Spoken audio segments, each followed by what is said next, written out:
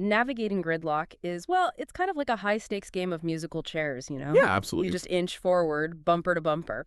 But when the music stops, or, like, the light turns red, you really do not want to be the one trapped directly on a set of railroad tracks. Right, because the terrifying difference is in gridlock, you don't even know the music has stopped until the boom barrier tries to come down on top of your roof. Exactly. Welcome to this deep dive. Today we're looking at recent Thai news broadcasts covering a really devastating collision at a busy Bangkok railway crossing. Right, where a freight train slammed into a Route 206 bus. Yeah, it left 8 people dead and 32 injured. Our mission for you today is to explore how a routine commute can just, transform into an absolute tragedy through the normalization of danger. Because when you look at the anatomy of this crash, it isn't just one mistake.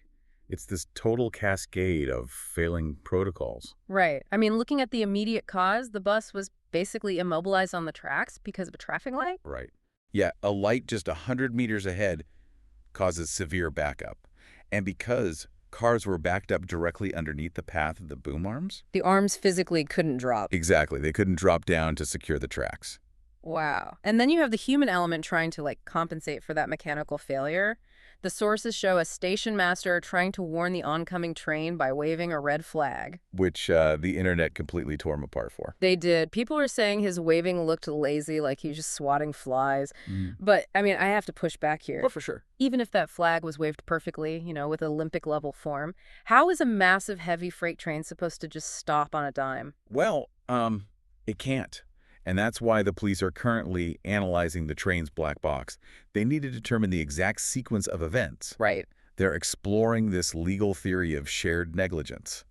So they're looking into whether the blame doesn't just fall on the bus driver for entering an uncleared intersection. But potentially on the train authorities, too? Exactly. Or even city traffic control for just a systemic failure to manage the crossing.